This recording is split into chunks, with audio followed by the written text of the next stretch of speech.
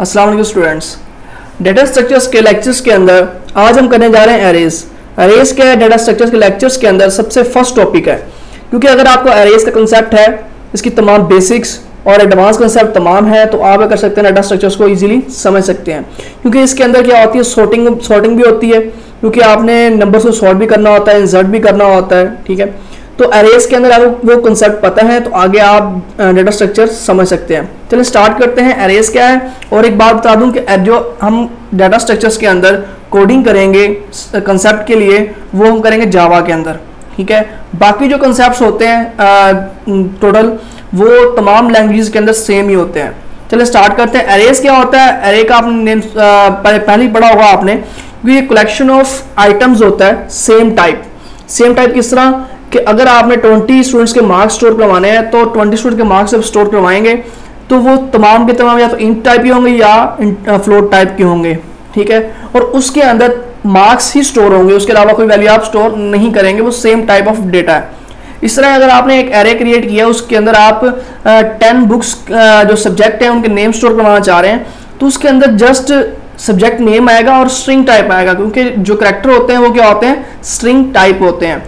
तो आगे नेक्स्ट है, अब एरे होता क्या है? एरे में क्या होता है कि जैसे हम कोई एरे क्रिएट करते हैं, मेमोरी के अंदर जाके ब्लॉक्स बन जाते हैं।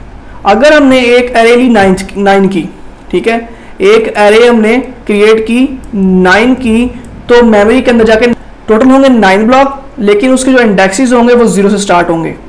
ठीक है, कैसे? देखिए, एक हमने फर्स्ट ब्लॉक बनाया, सेकंड, थर्ड, फोर्थ, ठीक है, 5th, 6th, 7th, 8th, 9, total block कितने हैं? 9 ब्लॉक क्रिएट हुए। अगर हमने एरे कितने के लिए है? 9 की, लेकिन इसके जो इंडेक्सेस होंगे, ठीक है, वो 0 से स्टार्ट होंगे, 0, 1, 2, 3, 4, ये इसके इंडेक्सेस हैं, इसकी मीन के एड्रेस है इसका, वो 0, 1, 2 इस तरह। बाकी जो वैल्यूज होंगी वो 0 पे जाके पहले सेव होगी, सेकंड जो 1 पे जाके सेव होगी, जो थर्ड होगी वो सेकंड इंडेक्स पे जाके सेव होगी। तो इस तरह ये एक एरे क्रिएट होगी। अब इसके अंदर चेक करें, एरे की लेंथ 9 है, ठीक है, फर्स्ट इंडेक्स 0 है, लास्ट इंडेक्स क्या है इसका? 8 है। तो यह एरे का सिंपल सा कंसेप्ट है कि एरे क्रिएट किस तरह होती है। आगे चलते हैं। नेक्स्ट है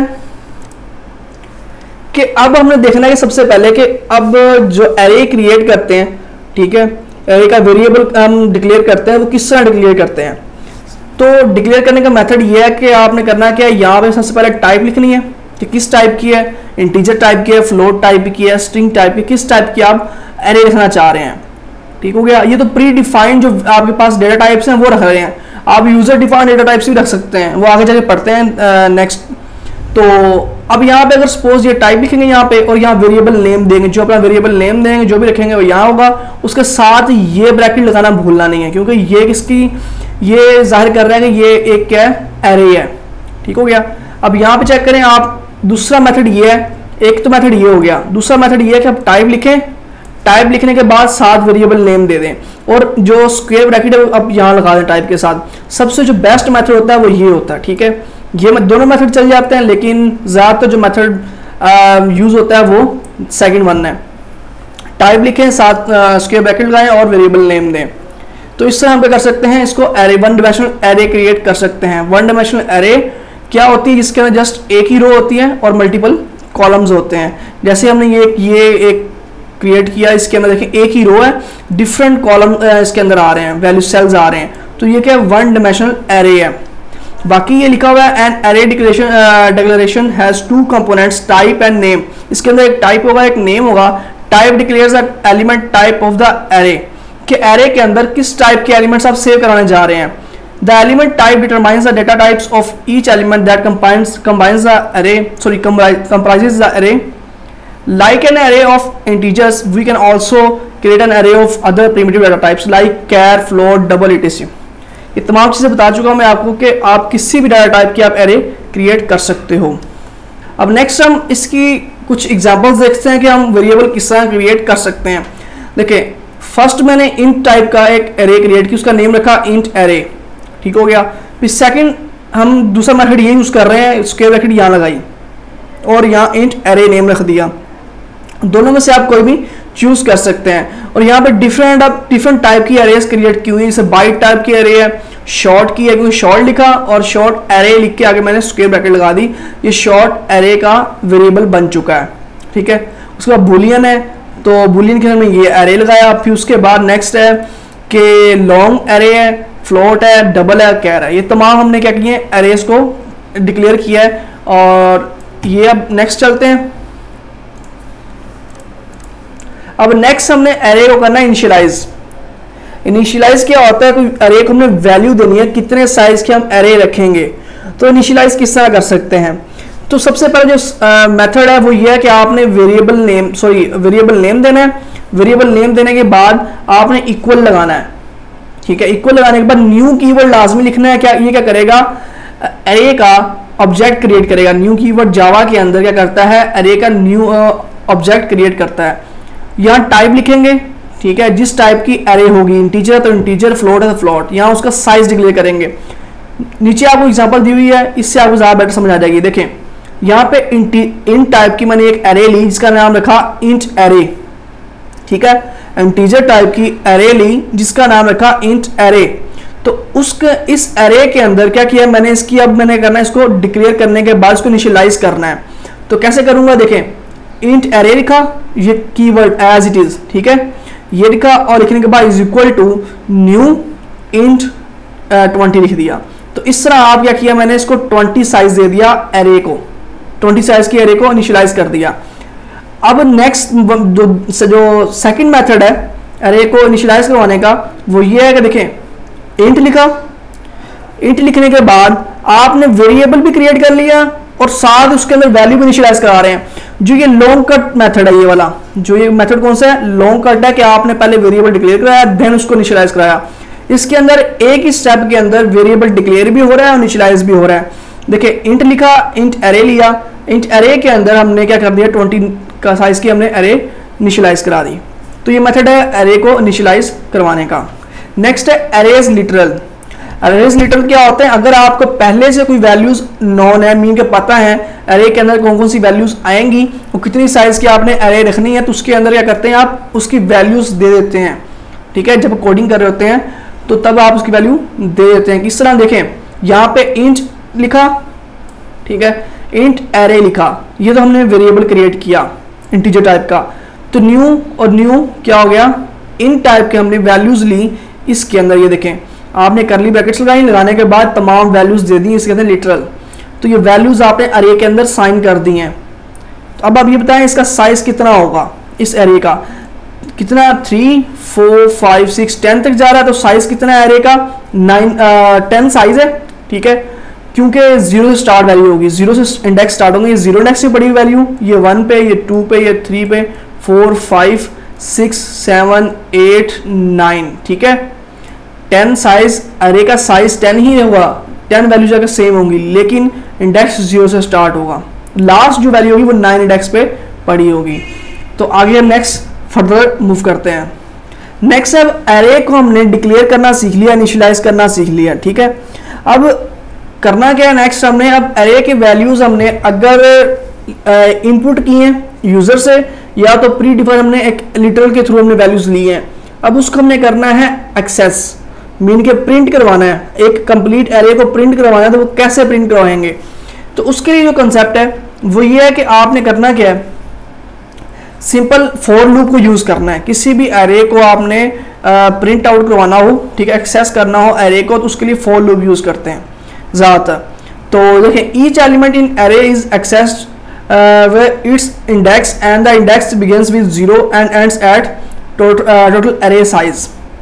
इंडेक्स जो होगा 0 से स्टार्ट होगा, जो एंड होगा वो जितनी एरे का साइज है ना, अगर एरे का साइज 10 है तो 9 इंडेक्स पे एरे एंड होगी। ये हम लास्ट पढ़ चुके हैं। अब वहां तक हम जाके उसको तमाम की तमाम एरे को प्रिंट करवा सकते हैं। यहाँ पे चेक करें, फॉर लूप लगाई, मैंने इंट लिया, आई से स्टार्ट लिया, और आई की जो वैल्यू है स्मॉलर रहे, क्या रहे, स्मॉलर रहे एरे की लेंथ से, क्या रहे, डॉट लेंथ, या क्या इसने क्या किया है, इसकी लेंथ से क्या रहे, स्मॉलर रहे। लेंथ कितनी है इसकी, जो मीन के लास्ट वेरिएबल तक जाएगा, लास्ट इंडेक्स तक जाएगा। तो आई प्लस प्लस करता जाए। तो उसके बाद क्या होगा यहाँ पे, ये तो एज इट इज प्रिंट हो गया। आई वैल्यू क्या होगी यहाँ पे, पहले आएगी 0, ये 0 आएगी। देन अरे क्या होगा, ये 0 इंडेक्स है, क्या है ये 0 इंडेक्स होगा। और अरे के अंदर हमने आई पास करवाया है, अरे के अंदर आई पास करवाया है कि अरे के अंदर आई पास होगा। अगर इस इंडेक्स के ऊपर 0 इंडेक्स के ऊपर अरे के अंदर जो वैल्यू होगी वो प्रिंट आउट होगी। फिर नेक्स्ट इंट से क्या होगी, वैल्यू अगर इंक्रीमेंट होने के बाद 1 आएगी, 1 फिर इस आई के जगह 1 आएगा तो फिर चेक करेगा अरे के अंदर फर्स्ट इंडेक्स के ऊपर वैल्यू कौन सी पड़ी है वो प्रिंट कर देगा। तो इस तरह वैल्यू क्या होंगी, प्रिंट होंगी। आगे हम इसकी एग्जांपल देखते हैं। अब एग्जांपल है, अब इस एग्जांपल को देखें। सबसे पहले क्या किया है, क्लास एग्जांपल ली है, इसके अंदर हमने मेन फंक्शन के अंदर क्या किया है, इंट एरे, एक एरे लिया, ठीक है, उसको डिक्लेयर करा दिया। डिक्लेयर कराने के बाद यहाँ पे उसको इनिशियलाइज कराया, 5 साइज की एरे ले ली। अब अरे के 0 इंडेक्स के ऊपर, इसका मतलब यह है कि हम अरे के 0 इंडेक्स के ऊपर 10 वैल्यू रख रहे हैं, 0 के ऊपर 10 वैल्यू आ जाएगी।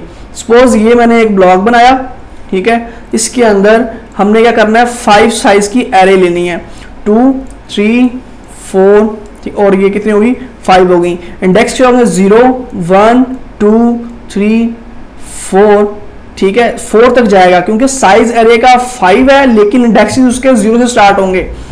अब देखें ये 0 पे वैल्यू क्या 0 है, 0 पे जाके यहाँ आके 10 वैल्यू हो गए, सेव हो गई। फिर फर्दर क्या होगा, फर्स्ट आई कह रहा है first index, sorry first index के ऊपर, तो क्या होगा, क्या आएगा 20 आएगा यहाँ पे। नेक्स्ट क्या आएगा, सेकंड वैल्यू पे, सेकंड इंडेक्स के ऊपर क्या आएगा, यहाँ पे आ जाएगी 30। तो इस तरह वैल्यूज क्या होंगी, सेव होती जाएंगी जाके एरे के अंदर। तो फिर इसको हमने करना है प्रिंट आउट। तो क्या होगा, कह रहा है इंट आई स्मॉलर देन 0, कि आई की वैल्यू 0 से स्टार्ट हो, क्योंकि 0 इंडेक्स है ना, 0 इंडेक्स से स्टार्ट होगा। उसके बाद क्या फौरन अगर नेक्स्ट मूव करता जाएगा, क्योंकि आई प्लस प्लस इंक्रीमेंट हमने यहाँ पे किया हुआ है। वो कहाँ तक जाए, जब तक आए अरे की लेंथ से स्मॉलर रहे, ठीक है, अरे की लेंथ कितनी है इसकी, आगे नेक्स्ट 5 की लेंथ है, तो 5 क्या 4 तक जाएगा मैक्सिमम, 5 से स्मॉलर रहेगा, क्योंकि इंडेक्सेस की वैल्यू क्या 4 है, तो 5 से स्मॉलर ही रहेगा। ये रहेगा स्मॉलर देन 5, क्योंकि अरे की लेंथ कितनी 5 है। अब नेक्स्ट क्या होगा, यहाँ अरे के अंदर आई आएगा, जब ये आई आएगा यहाँ पे, तो वैल्यू क्या आएगी यहाँ पे, 0 इंडेक्स के ऊपर कौन सी है, 10 है, तो 10 प्रिंट होगी। यहाँ पे आई क्या 0 है, 0, यहाँ क्या आ गया, फर्स्ट पे इंडेक्स 10 आ गया। नेक्स्ट अगर वैल्यू आती है इंक्रीमेंट होने के बाद 2, फिर यहाँ पे क्या आ जाएगा, सॉरी 1 आती है तो यहाँ 1 आ जाएगा, फिर 1 इंडेक्स के ऊपर वैल्यू कौन सी पड़ी हुई है 20। इस तरह वैल्यूज प्रिंट आउट होती जाएंगी। देखें ये एज इट इज प्रिंट हो गया, एलिमेंट एट इंडेक्स 0 जो हम ये प्रिंट कर रहे हैं, ये वाली वैल्यूज हैं, क्योंकि ये जो आया है इसके साथ प्लस लगा हुआ, ये लाइन एज इट इज ही प्रिंट होगी। तो 10 20 30 40 50 इस तरह हमने कंप्लीट एरे को एक्सेस कर लिया, प्रिंट आउट कर लिया। नेक्स्ट है अब एरेस के ऑब्जेक्ट किस तरह क्रिएट करते हैं, user defined objects. User defined objects क्या होते हैं, देखें हमने इंट बनाया, फ्लोट बनाया, स्ट्रिंग, ये क्या है प्री डिफाइंड डेटा टाइप्स हैं। अब हमें जो एरे क्रिएट करनी है वो है यूजर डिफाइंड। अगर हमने क्लास क्रिएट किया सपोज स्टूडेंट के नेम से, तो हम उसका स्टूडेंट क्लास का ऑब्जेक्ट क्रिएट करते हैं मेन के अंदर जाके। ये पता है हमें जावा के अंदर, अगर नहीं पता तो जावा के लेक्चर्स आप देखें, आपको ज़्यादा अच्छे तरीके से समझ आ जाएगी। तो स्टूडेंट है, स्टूडेंट के अंदर आपने क्या किया, एरे है, एक ऑब्जेक्ट बनाया स्टूडेंट क्लास का। तो स्टूडेंट क्लास के अंदर आपने 7 साइज रखा, ठीक है, स्टूडेंट क्लास को आपने एरे दे दिया, एरे टाइप बन गई, ठीक है, उसके अंदर 7 इनिशियलाइज करा दिया कि उसके जो साइज होगा वो 7 होगा। नीचे पढ़ लेते हैं, student array contains 7 memory spaces each of size of student class in which address of the 7 students objects can be stored. कि इसके अंदर हम 7 स्टूडेंट्स के जो एड्रेसेस हैं वो सेव कर सकते हैं। ये हम पढ़ चुके हैं, फिलहाल इसको इतना डीपली जाने की जरूरत नहीं है। आगे हम एग्जांपल देखते हैं। अब है एग्जांपल इसकी, देखिए क्लास स्टूडेंट है, क्लास स्टूडेंट के बाद यहाँ पे उसने एक इन टाइप का रोल नंबर ले लिया और पब्लिक दोनों पब्लिक ही रखा है, स्ट्रिंग टाइप का नेम ले लिया। अब हमने कंस्ट्रक्टर क्रिएट किया स्टूडेंट क्लास का। कंस्ट्रक्टर क्या होता है पढ़ चुके होंगे, अगर नहीं पता तो बता देता हूँ। कंस्ट्रक्टर क्या होगा, जो क्लास का नेम होगा एज इट इज उसका नेम यूज करके हम कंस्ट्रक्टर क्रिएट करेंगे। साथ हम इंट या फ्लोट नहीं लगाएंगे, ठीक है। एज इज क्रिएट किया, उसके अंदर हमने क्या किया, 2 पैरामीटर्स पास करवाए, एक रोल नंबर, एक क्या किया हम स्ट्रिंग टाइप का नेम पास करवाया। कंस्ट्रक्टर क्या होता है, किसी वैल्यू को इनिशियलाइज करवाने के काम आ रहा होता है। यहाँ हमने क्या किया, दिस रोल नंबर मीन के जो रोल नंबर यहाँ से आएगा उसके अंदर हम ये वैल्यू स्टोर करवा देंगे।